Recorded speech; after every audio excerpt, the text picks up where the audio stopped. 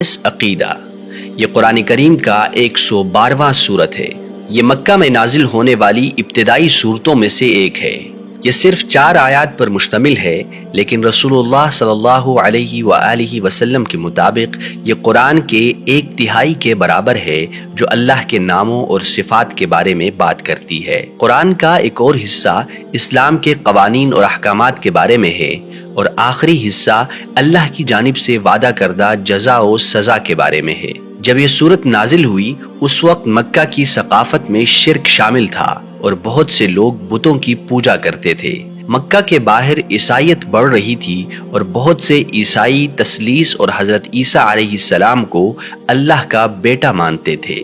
جب رسول اللہ صلی اللہ علیہ وآلہ وسلم نے لوگوں کو اسلام کی دعوت دی اور بتایا کہ صرف ایک اللہ ہے اور اس کی عبادت کرنی ہے، لوگوں نے اللہ کے بارے میں سوالات کیے، جیسے کہ وہ کون ہے اور اس کا نسب کیا ہے، ان کے دیگر بتوں کی طرح کیا وہ بھی لکڑی اور پتھر سے بنا ہوا ہے۔ یہ سورت ان سوالات کا براہ راست جواب دینے کے لیے نازل ہوئی۔ قل هو اللہ احد، اے نبی کہہ دیجئے وہ اللہ ہے، ایک اور یکتا ہے۔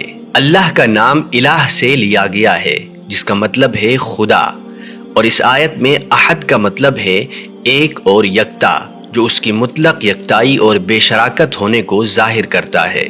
اللہ الصمد، اللہ بے نیاز ہے۔ اللہ وہ ہے جو سب کی ضرورتوں کو پورا کرتا ہے، یعنی وہ تمام مخلوقات کے لیے زندگی اور رزق کا واحد ذریعہ ہے۔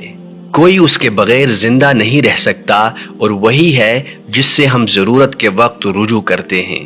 چاہے ہم مالی مشکلات، صحت کے مسائل یا کسی عزیز کی جدائی کا سامنا کر رہے ہوں، ہم ہمیشہ مدد کے لیے اسی سے رجوع کرتے ہیں۔